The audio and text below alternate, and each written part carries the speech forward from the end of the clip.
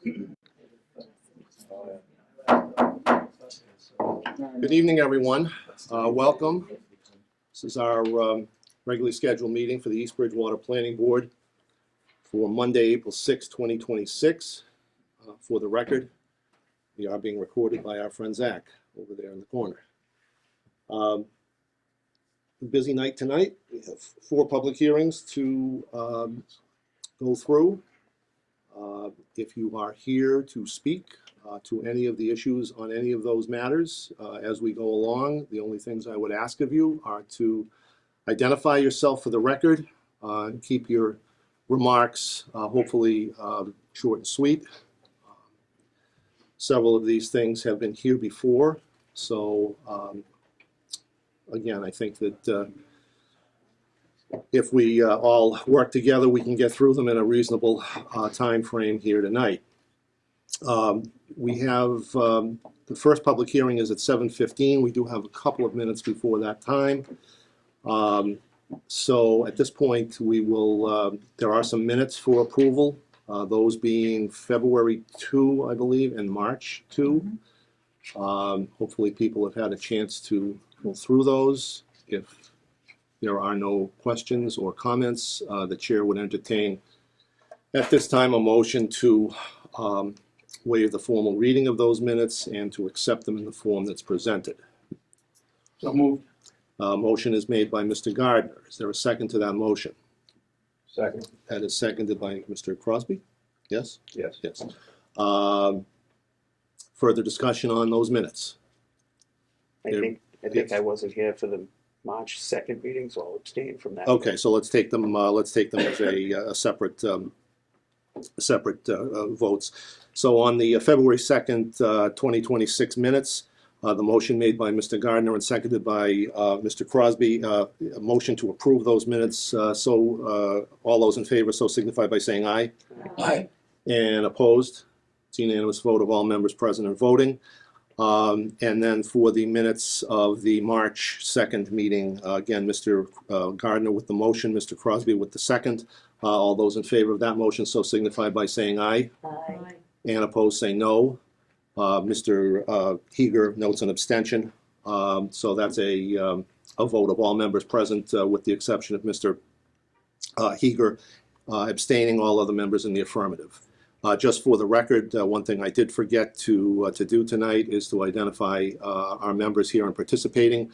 We have regular members Diane Phillips, Rachel Tedesco, Dwayne Crosby, Miles Heger, myself, Kevin Riley, our Vice Chairman Roy Gardner, and our associate member Yvonne McCrae. So all of us will be participating in the appropriate matters here tonight. We do still have a few moments before 7:15 arrives, so are there any members that have any other issues that want to come up tonight? Anything, Mr. Gardner, that you want to bring up? I can't think of anything. I think everything else is under the public hearings agenda. So we will, we'll just, if you'll be patient for a couple of minutes, we'll wait till 7:15, another 5 minutes or so arrives, and we'll take up the first matter. So.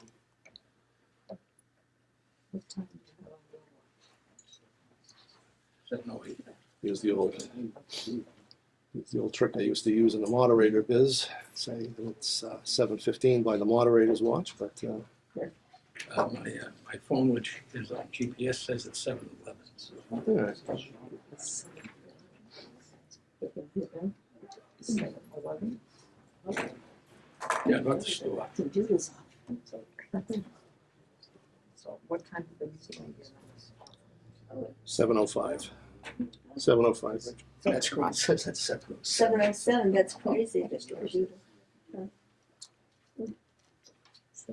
So we got about 6 different times in this. Okay. I got 7:08.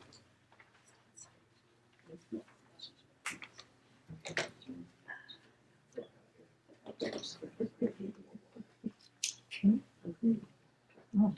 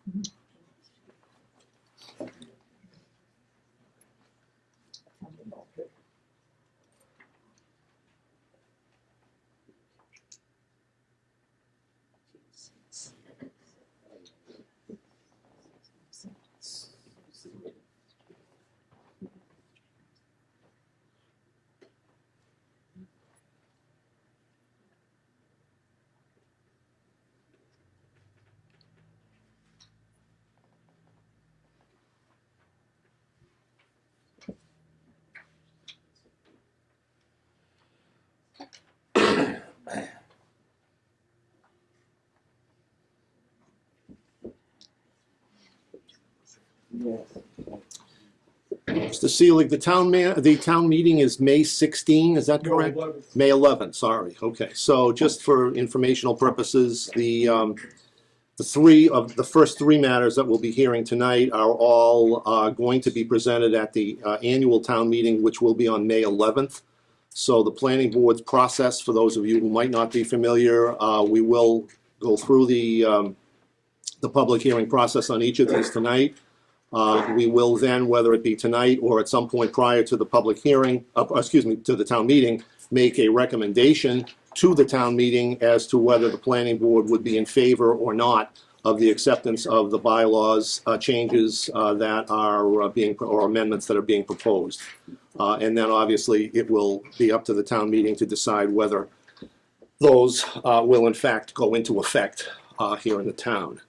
So it being 7:15 by the chairman's watch at this time, we'll take the first public hearing.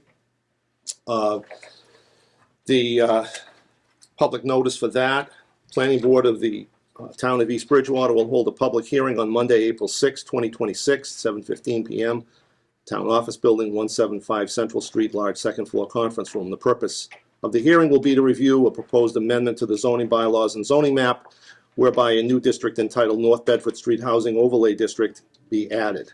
Proposed district would allow the construction of single and multi-family housing and/or mixed-use development as a matter of right in accordance with the mandates of Mass General Laws, Chapter 40A, Section 3A, and the Planning Board seeks public input relative to the proposal. The full text of the proposed zoning bylaw amendment together with the zoning map revision are available for review at the Planning Building Department, second floor, Town Hall, during normal business hours and on the Planning and Building Department website. That ad was published in the Brockton Enterprise both on 3/23 and 3/30 of this year. So again, with the public hearing process, I'll probably just make a couple of introductory remarks here, and then basically we'll let it go out to some thoughts and questions, perhaps from the audience. We'll then close the public comment portion of the hearing, and the board can deliberate among themselves. And then ultimately, the pleasure of the board will be to take a vote or to defer that until another evening. So again, this particular article relates to the town's compliance with the mandates of Mass General Laws 40A, Section 3A, and that is, of course, the so-called MBTA communities bylaw that we've all come to know and love so well. Basically, what you'll find is that the bylaw that is being proposed covers the same land area that was proposed at the last town meeting in May of 2025. The provisions in the proposed bylaw amendment are the same in terms of the densities and such that would be permitted.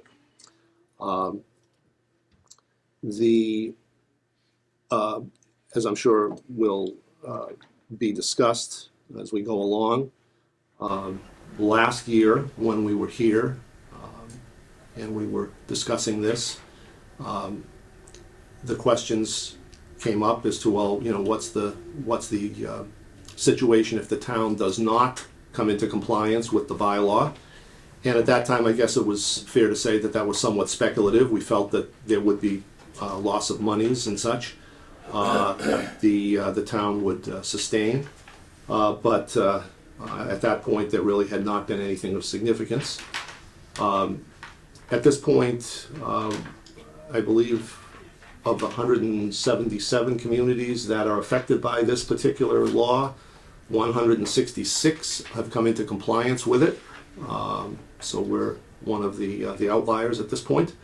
But the consequences to the town of East Bridgewater over the last year, I think, have become very real in the sense that the town has lost money and stands to lose more money As of today, the best estimate that I was given is that the town over the last year has lost approaching $1 million in grants that have been denied, and in terms of grants that the town would likely be applying for, that would also would not be eligible for. So the cost now of non-compliance becomes something real in a town where money budget becoming very difficult, as is the case in many towns, not certainly limited to East Bridgewater. So again, with that as a backdrop, certainly invite any questions that anyone has, and then we can have some further discussion, as I indicated, with the folks on the board. Mr. Walsh. Yes. Could I just ask for a point of clarification for myself? And that the planning board and their role, their responsibilities are to enforce the bylaws of the town, the zoning bylaws of the town, make recommendations to adjust or change those bylaws, to, and this is just my impression, if I'm wrong, I need to be corrected to understand. When you notice a deficiency in a bylaw, like I noticed something tonight about the ADUs that I saw that you guys caught, had questions about for townhouses and ADUs and all that stuff, and to enforce bylaws for East Bridgewater, any federal and state regulations that we need, that we should be complying with. Is that correct? Yes, I mean, again, this all stems from the state mandate that came into effect several years ago. East Bridgewater has tried twice and failed to come into compliance with that. In each case, the planning board proposed articles which would allow for the zoning the zoning area, the zoning overlay to be created. In the first instance, there were 2 districts, one in the downtown, one in the north end. Last year and presently, it is limited to the north end, where there has already been approved a 40B development. So a large portion of this has already been permitted. So what we're trying to do, as I think I said at the town meeting last year, is this is really an exercise in zoning compliance. We are basically trying to bring the town into compliance with what the state says we need to do. Whether or not any unit that could theoretically be built is ever built, we don't know. I mean, that depends on the market. Does somebody buy this land? Is somebody going to do the infrastructure improvements and do all of that that's necessary to develop it? Who knows? So you can't really stop people from developing their privately owned land. Basically, all this does is it is not an affordable housing situation. It allows for denser development than would otherwise be permitted in the town, and that is in response to what the Commonwealth of Massachusetts indicates is a housing crisis in the state.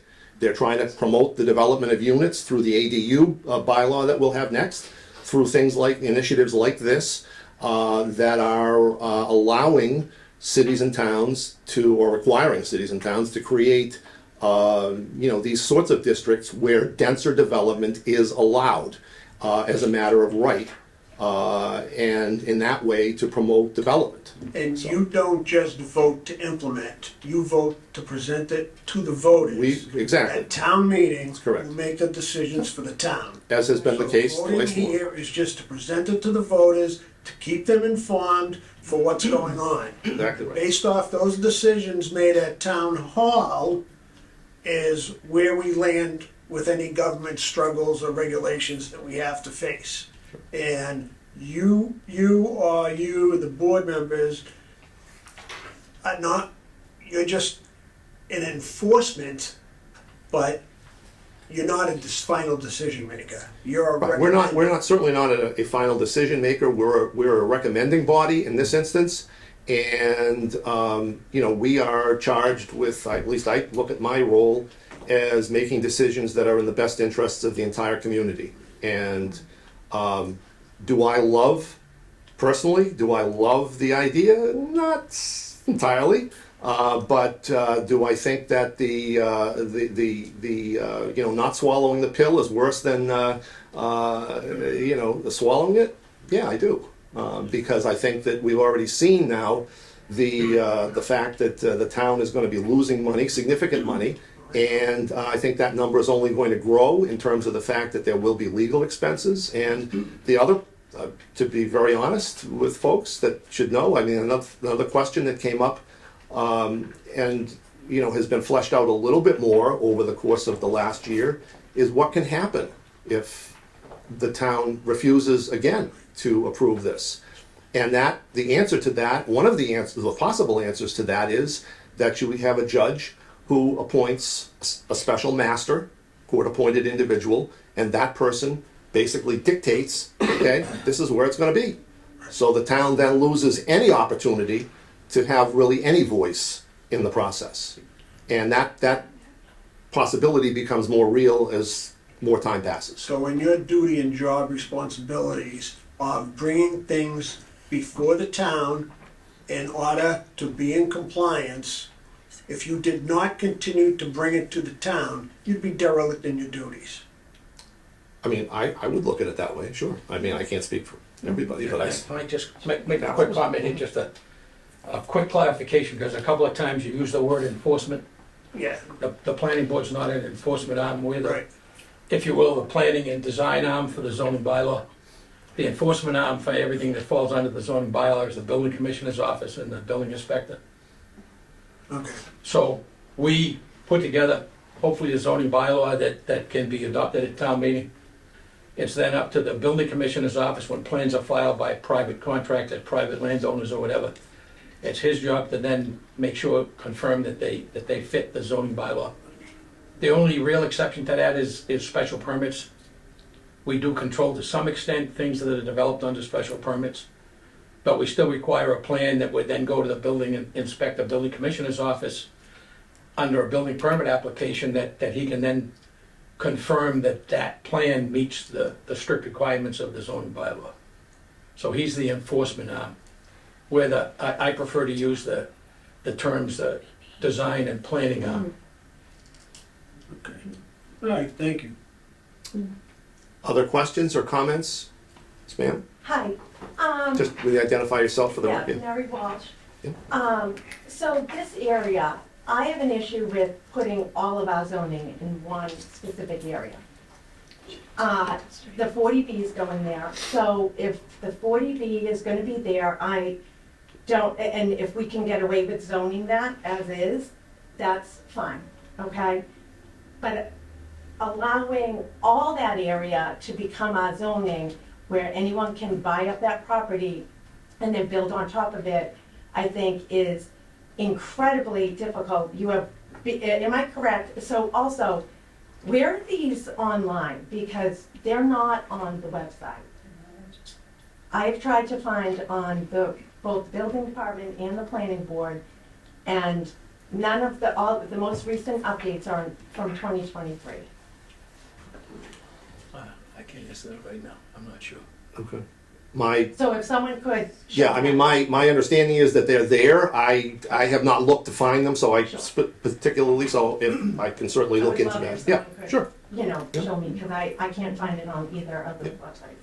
So am I correct that you're looking at 18 on the right, Yep. and then you have Beaver Road? Winter Is Street, that, that's Winter Street on the left. Winter goes into Beaver, it going into Whitman, and then Route 14's up at the top there? No, it's Route, Further.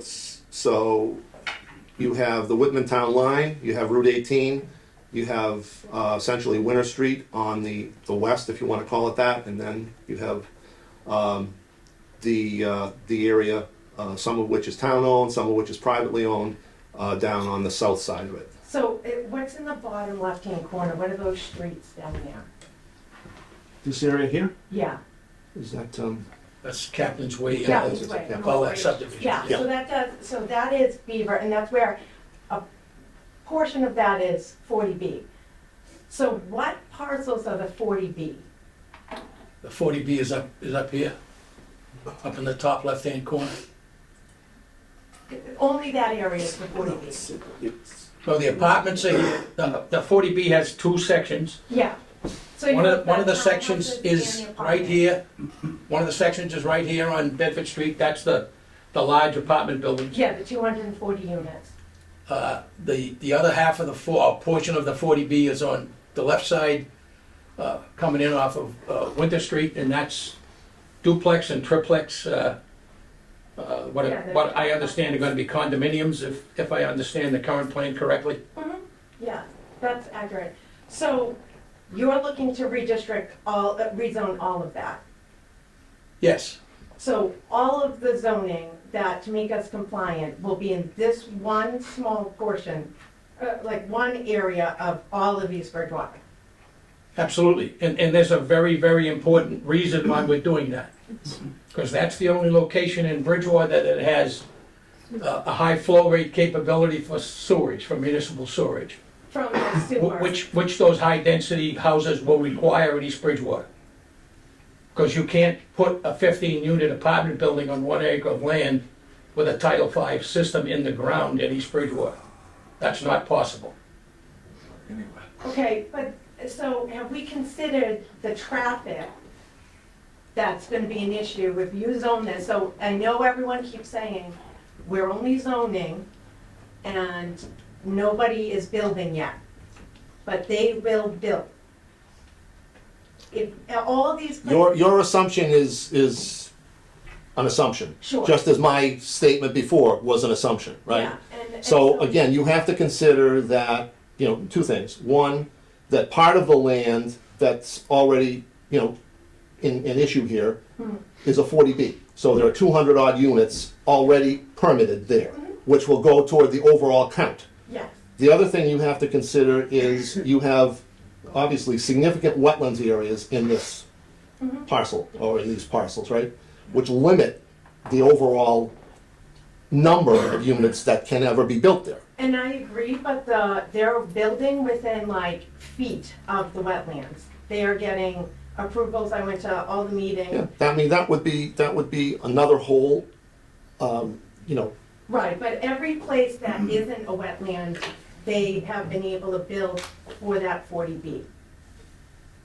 So right up to, I think it was within 1 or 2 that- feet, they were able to build. It's actually 25 feet, but 25, I'm sorry, very, very. I mean, close. clearly because you're talking about areas here that have very limited, this obviously, this whole area here is the one that's most impacted. So, So again, you have, I know, but so like as a resident of that area, Yep. I have grave concerns that you're putting all of that in one area Sure. where you have Route 14, which was the one-lane street.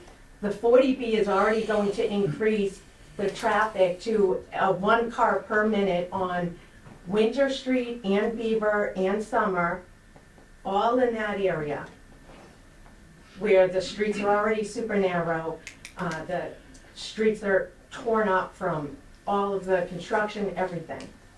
And you only have one outlet for, like, the triplexes are already going to be an issue being built there, going on to Beaver and Winter. And now you want to allow access to that whole area.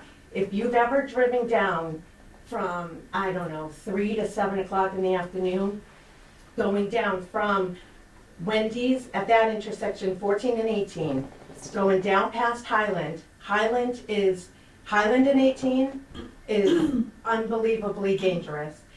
And you're gonna put all of that possibility, it is mind-boggling. I wish that our zoning, again, I understand zoning the 40B, but I wish we could strategically zone other areas so that already have existing structures that we can use to our benefit, where we know they're not gonna put in a massive complex, because they're doing that everywhere. I spoke at the other meetings. I grew up in South Weymouth. Not sure if we know about Union Point and all around there. Any little square footage, they will put a mixed use. All right, I need to try and answer that, because several problems here are getting out of context. Number one, Route 18 is a 20,000 vehicle a day road. This is gonna add less than potentially 5% more traffic. On If- Route if- 18, if you, No, split between Route 18 and Winter Street. Less than 5%. Route 18 is the only road in town that can come anywhere close to handling that kind of traffic. There is nothing on 106 that has the kind of ground that would allow us to put 15 unit per acre housing on it. Nothing. There is nothing on 27 that would allow us to put 15 unit per acre housing on it. This is the only place it fits. There is no other place. We've studied this repeatedly, looked everywhere. The only other place we had a chance to put some of it was in downtown, because downtown has access to the sewer system, the wastewater system that was built when the high school was built. It's very clear that none of the residents in the downtown area who showed up in force at the first town meeting have any interest in using the downtown area for high-density housing. but what about the residents in this area? This is the only place left.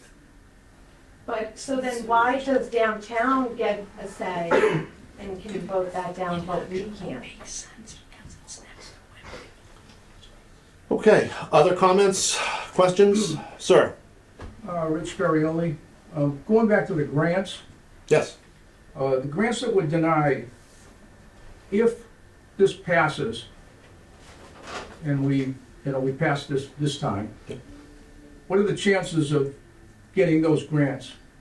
The ones that we've already applied for that were denied, is there any chance of reapplying for them and getting them? I think that if they're, and Mr. Walsh or Charlie, the town administrator, if you want to correct me if I'm wrong, I would say that I don't think you stand any chance of getting money that's been lost returned to you already. What's already lost, it's gone.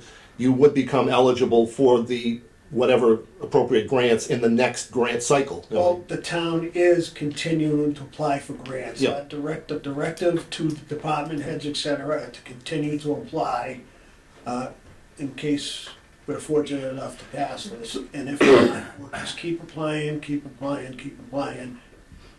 and, we'll see what happens. Kevin. Charlie, yes. As an example, we have the Green Communities, the Energy Efficiency Grant. Right now, we're not eligible for that. The deadline for that grant during the current cycle is this Friday.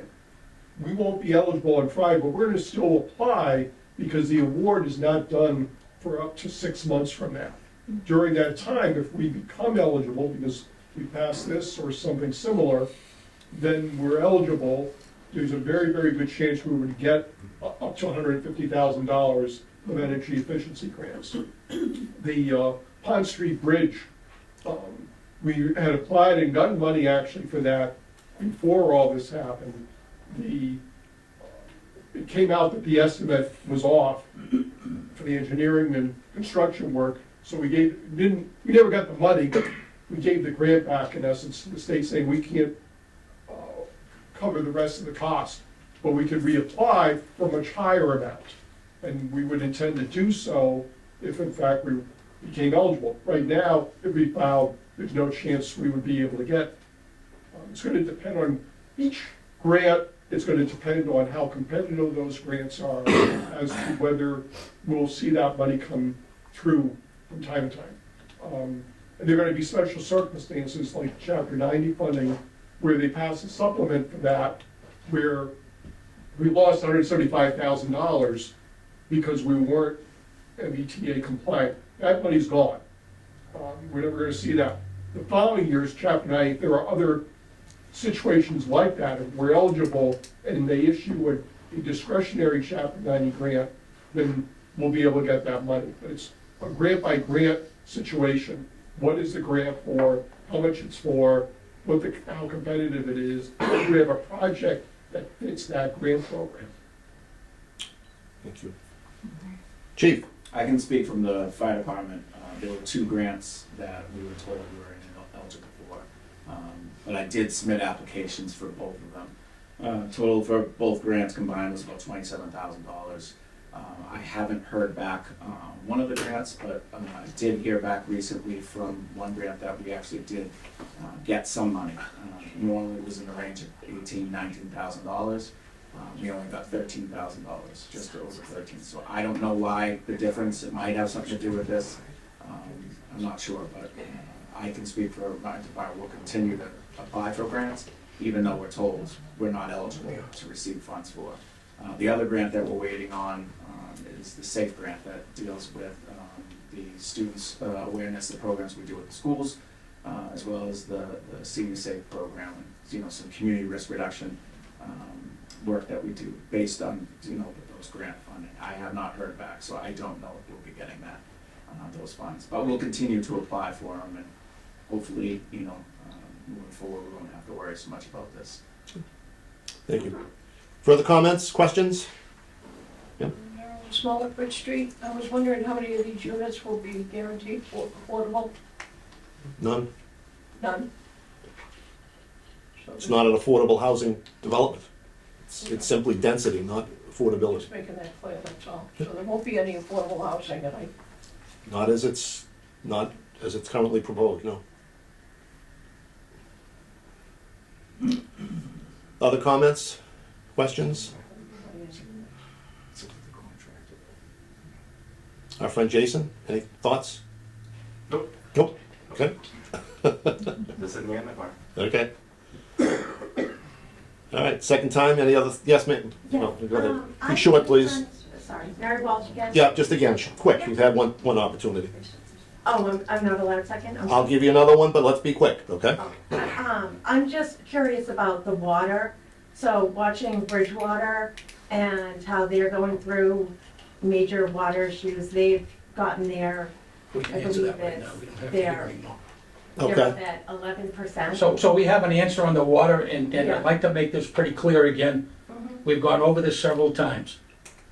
We don't have a shortage of water in town. The way the state requires us to ration, if you will, water every year is because of, we're a groundwater town.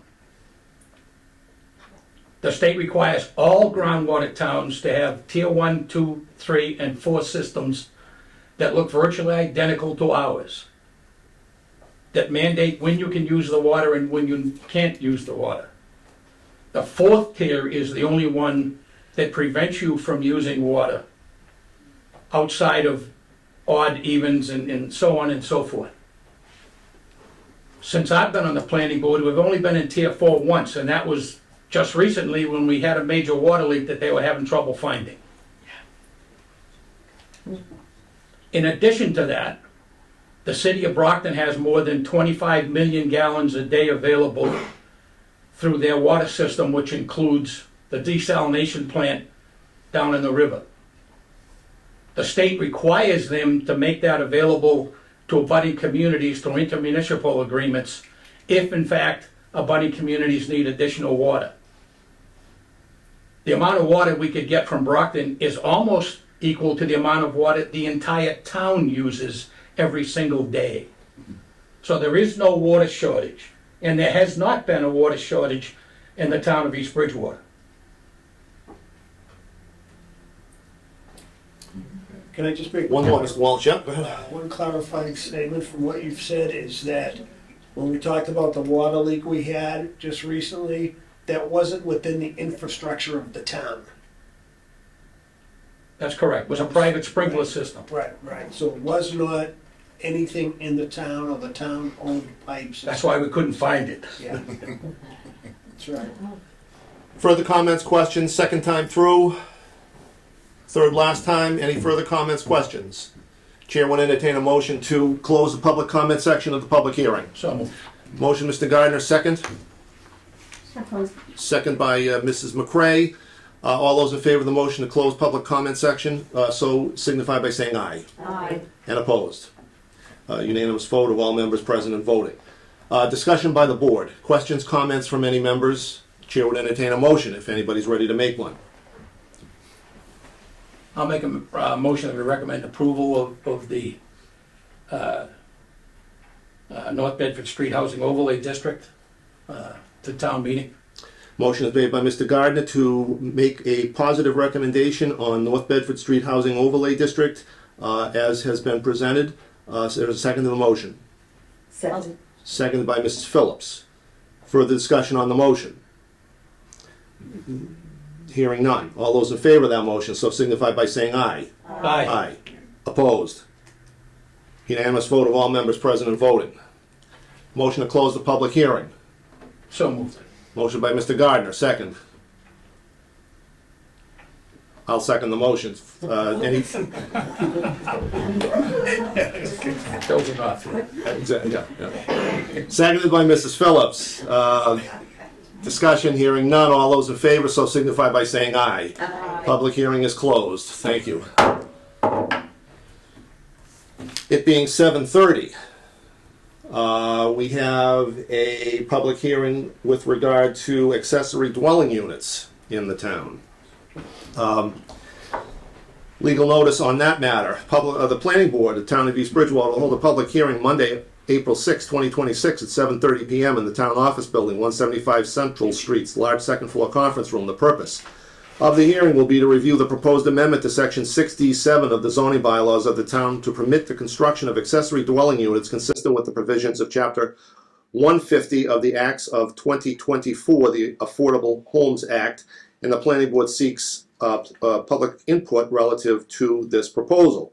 Full text of the proposed zoning bylaw amendment is available for review at the Planning Building Department, second floor of the town hall during normal business hours and on the Planning Building Department website. And that was also advertised in the Brockton Enterprise on 3/23 and 3/30. Just by way of explanation here, this is a matter, the ADU bylaw was one that we did pass last year at the town meeting. This allows for small homes, so-called, if you want to put it that way, to be developed on the existing lots. The matter, the bylaw as it was approved, was submitted to the Attorney General's office. The Attorney General's office took exception to one particular thing in the bylaw that we passed, which was that it restricted the development to our R1 zones, residential 1, and the AG's office indicated that no, it needs to be available across any residential zoning district in the town. And that is what the amendment would now provide. Same language, same everything, other than the fact that it's not restricted to the R1 zone as previously. Again, open it up for discussion from members of the audience. Second time, anyone for discussion? Sir? Jack Darlington, Summit Drive. So if you change it from R1, does it go to R2 and R3, or all sections, All residential zones, all residential sections? yes, Now, which is what the Attorney General requires it to be. okay. So I'm not familiar with R1, 2, and 3, the differences. But if someone has a business on residential R1, 2, or 3, can they put an 80 unit in that business?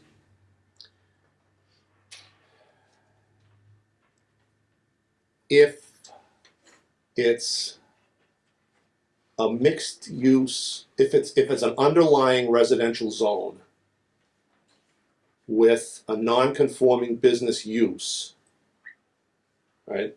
That's what you're suggesting? Yeah. Then I would answer the question, I would believe, yes, that would be doable. In all likelihood, but the building commissioner would have to offer an opinion on that. The building commissioner has some, I believe, 50 or 60 pages of clarifications from the state on where it's allowed and where it's not allowed. I would expect, since that's a residential zone, you would be allowed to put a a unit there, that there's ambiguity in the state rules and regulations that they promulgated after we adopted our zoning bylaw. We were advised by the state to adopt a zoning bylaw based on the template that they put up on the state website, which is what we used for our previous zoning bylaw.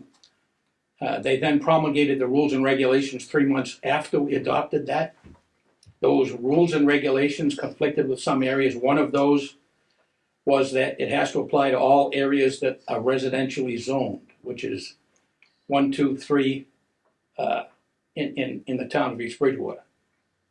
There's still some question as to, it's called an accessory residential unit. If there's no residence on the site, I think the current advice that we had got a while back is that then it's not accessory to a residence. It's not accessory to a residential home. So it wouldn't fit the intent of the zoning bylaw, the state zoning bylaw. But this is very fluid, the way it's been going on in multiple towns around us, and the state is giving individual advice back to the building commissioners on this. So I don't think we can answer that yes or no. I think you'd have to go to the building commissioner, Patrick Franey, ask him his opinion on that based on the latest he's got, which he's got a website with all kinds of information on it that he's got a link to at the state. He could better answer that. I don't think we're the right people to try and answer that, given the fluidity and the way things are moving here. Now, who's that, the building inspector? Yes. Yes, Okay. The other thing, just to point out, is in any of this, there still needs to be compliance with other rules and regulations in the town, in terms of septic ability or availability, things like that. So while they are small houses, there are still requirements that certain, other departments will have jurisdiction over, and, will factor into the question whether something can be built or not, or expanded or not. Okay, but this ADU is an accessory to an existing residential building, right? It's how it's defined, yes. that's what the state law says, Right. yes. So I For instance, Yep. somebody that has a farm and an unused chicken coop, can they remodel it and get? do they live on the farm? Huh? Do they live on the farm? If they live on a farm, most of the time, that's what Sure. happens, yeah, so. Or for instance, One would think so. up in the center of town, not singling anybody out, but up in the center of town, there's a couple of body shops. Now, supposing they wanted to rent out part of that for a residential area. Those are businesses. It's all residential, but there's no residence there, it's a business. Those are business zones where the body shops are. Yeah. The old Betty's Auto Body. And then That's there's a another business one- zone. There's another one down behind the Prime gas station. That's a business zone.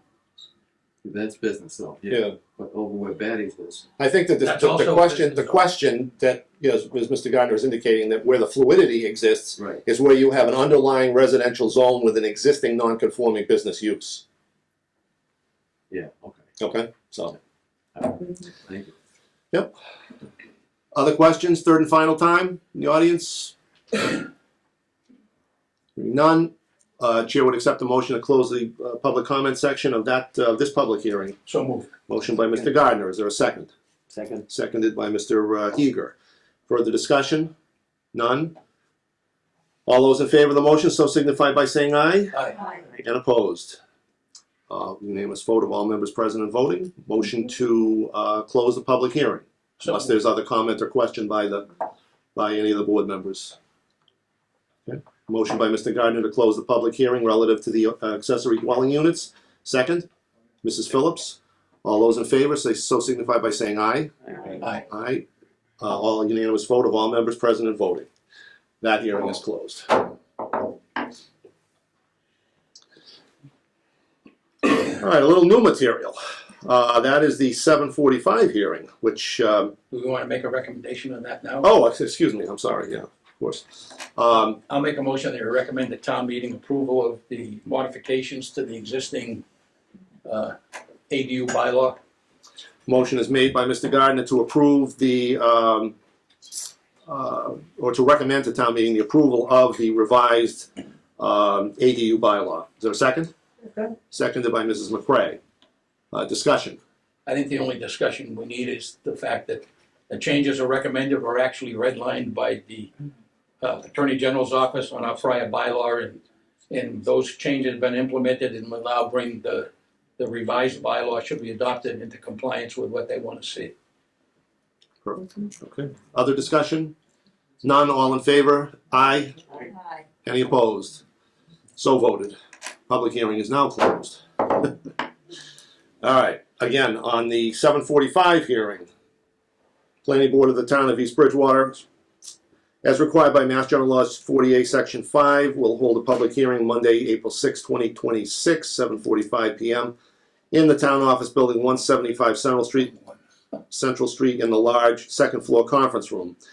Hearing will be to review, discuss, and make a recommendation to the annual town meeting regarding changing two existing Business 4, B4 districts to Business 2 districts and updating the East Bridgewater zoning map accordingly.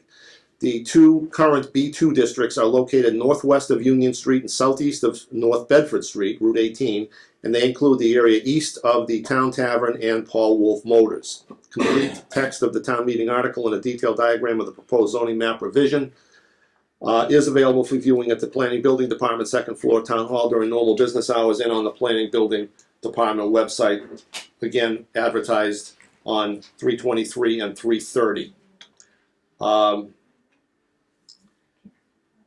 This is an article that, just by way of information, this is something that there is an interested party in the town who came to us and asked if we would consider this update to the zoning bylaw and zoning map affecting these districts. After some discussion, it did seem to make sense that this would be beneficial in certain respects. So we have brought the proposal forward. It's here tonight for further consideration and comment by the audience. So anyone in the audience with comments or questions regarding the Business 2 amendments? Second time, comments, questions on the B2 amendments? Third and final time, hearing none. Motion to close the public comment section of the public hearing. So moved. Mr. Gardner makes the motion. A second. Second. Mr. Heeger. All those in favor of that motion so signify by saying aye. Aye. And opposed. Unanimous vote. Roy, can you just kind of go through just to highlight the area there on your mapping, and just so everybody is sure where it is? Yeah, so right up at the top of this, just off that corner on the top, which is on the right-hand side of Route 18 as you're heading north, is the gas station is up here. Mobile. So it starts on Route 18, and the land that abuts the gas station comes all the way down to the existing B2 district. So it makes this all B2. Now, B4 is a district that requires large lots, deep highway zoning. Everything on here is existing small lots, which we had hoped when we adopted this in 1987 that someone would buy 2 or 3 lots and put in a larger business. That isn't happening. So we're trying to find a way to get more use of the land along Route 18, including the land in behind those lots.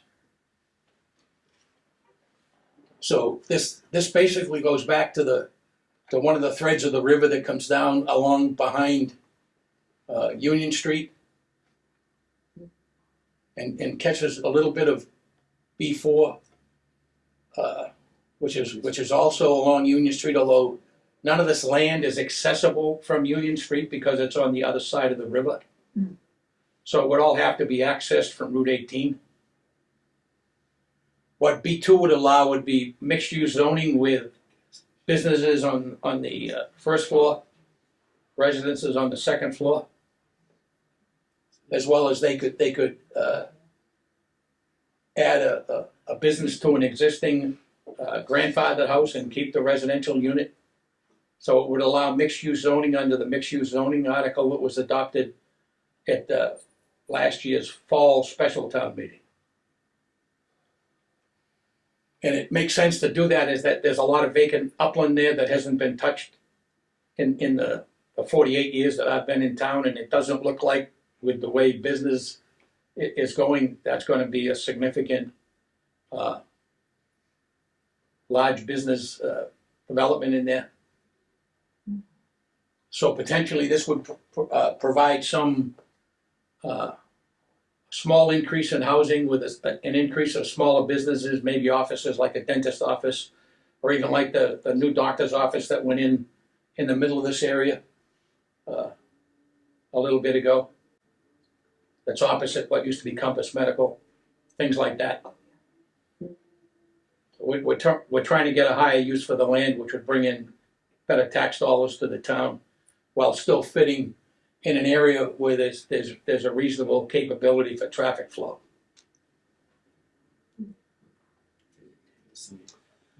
Comments or questions from the board? No, that seems like a very reasonable way to use this land.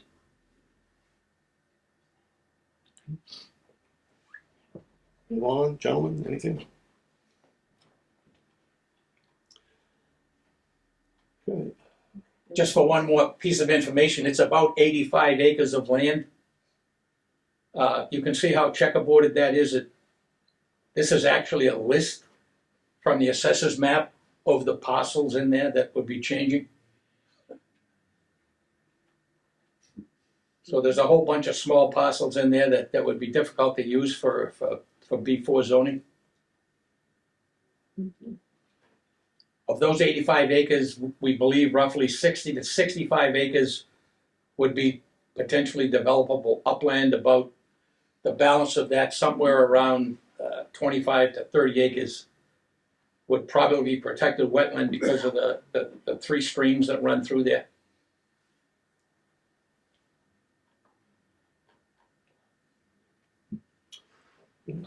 Pleasure of the board.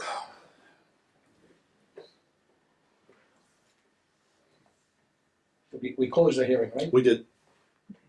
I'll make a motion that we make a recommendation to town meeting to adopt the proposed B4 to B2 zoning change on North Bedford Street per the map that's on the screen right now. Motion is made by Mr. Gardner to make a positive recommendation to the town meeting regarding the change of the existing two B4 districts to B2 districts, and updating the zoning map accordingly based on the mapping that is displayed and the list that has been provided, parcel list that has been provided. Second to that motion. Is there a second to the motion? Chair will second the motion.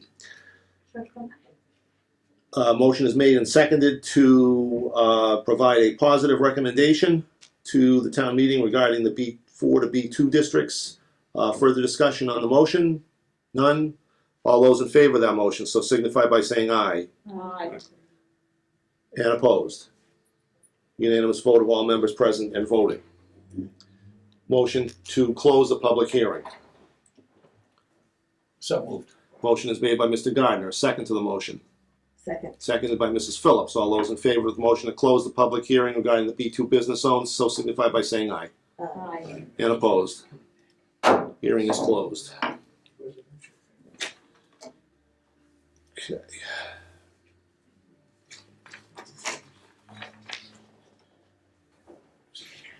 It being 8 o'clock, right on the money. We have an application for a special permit. That is with respect to the property at 494 West Street. Mr. and Mrs. Tonioli. Applicants present by chance? They were here, they were the ones in front. Aha, okay. Yeah. I can handle this. Okay. I've talked to them twice. Okay. So again, the public hearing for premises of 494 West Street. The Planning Board of the Town of East Bridgewater will hold a public hearing Monday, April 6, 2026, 8 p.m. Town Office Building 175 Central Street, large second floor conference room. The purpose of the hearing will be to review a special permit application where the applicant is requesting a mixed use at his small retail business. The proposal is to add a residential unit to the second floor of the existing structure. Subject property is located at 494 West Street, consists of approximately 0.665 acres. It's a B3 zone. Parcel is shown on Assessor's Map 33, Lot 13-01, and the Planning Board pursuant to Section 5H, District B3-2, Special Permit Allowed Uses, new subsection O, and the Town of East Bridgewater bylaws seeks public input relative to this proposed request. Plans are on file at the Planning Building Department, second floor of Town Hall, can be reviewed during normal business hours. Advertised on 3/23 and 3/30 in the Brockton Enterprise. In the absence of the applicant, Mr. Gardner, I'll let you just kind of give us a sense of what the applicant seeks to do here. All right, so as the chairman just read in the ad, this is 494 West Street. This is the D&L Appliance building. A couple of years ago, when D&L Appliance bought this, we allowed them to put this addition on for additional warehouse space. They've now come back to us and want to utilize, and I think it'll be the first one to officially utilize the mixed-use zoning that was adopted at Fall Town Meeting.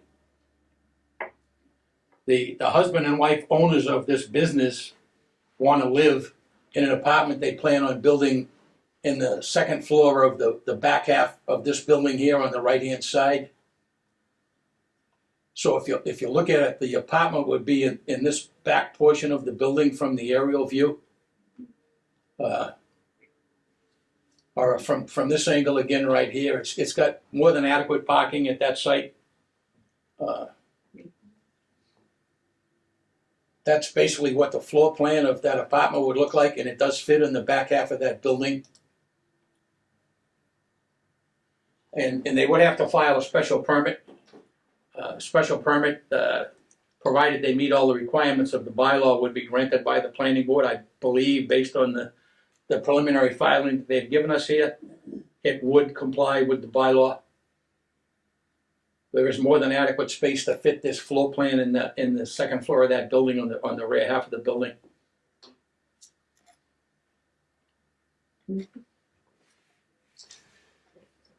Anyone in the audience with a question or thought?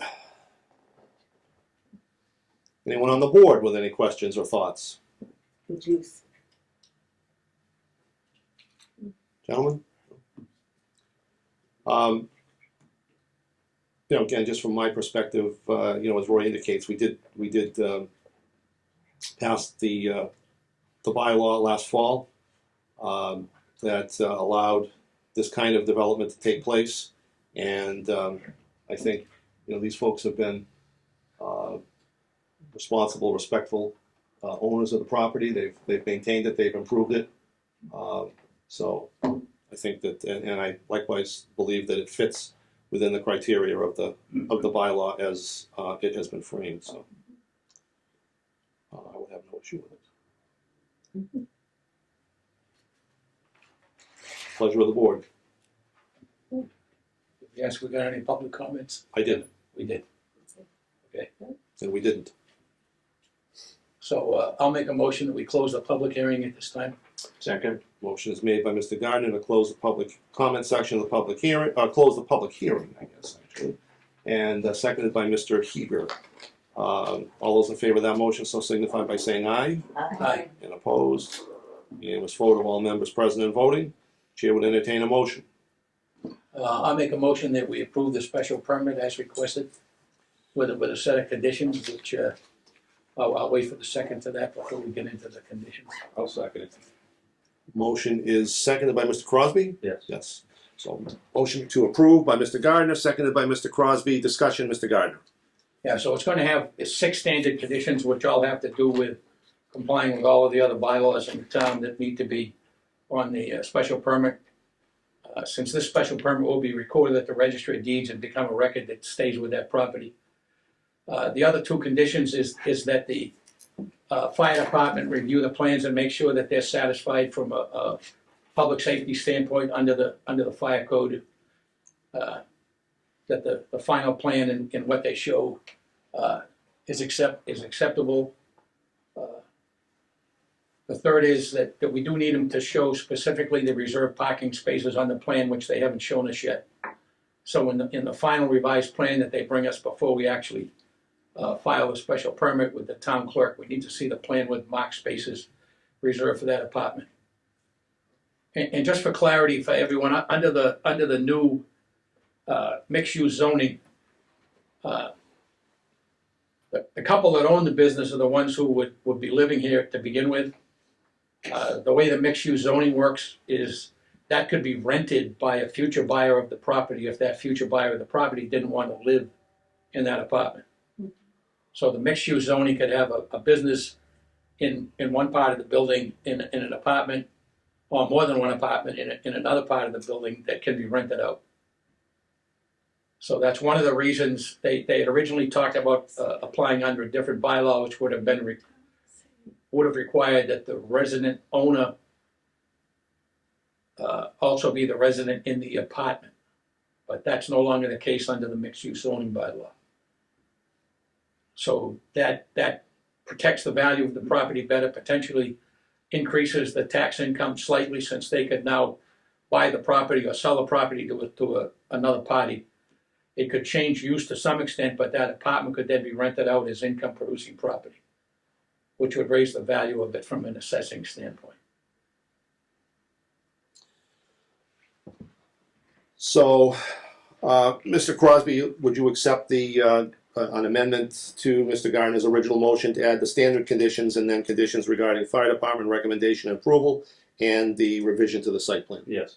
Okay, motion as such is before the body. Other discussion? Any of the members? Hearing none. All those in favor of the motion to grant the special permit with conditions as outlined by Mr. Gardner, seconded by Mr. Crosby. All those in favor say aye. Aye. And opposed. That is a unanimous vote of all members present and voting. Any other matters? We have no other matters on the agenda tonight. Any other matters to come before the board? Any of the members? No. Nothing? All right, Chair would entertain a motion. Next motion to adjourn. Mr. Crosby, Mr. Heger makes the motion to adjourn, seconded by Mr. Crosby. All those in favor?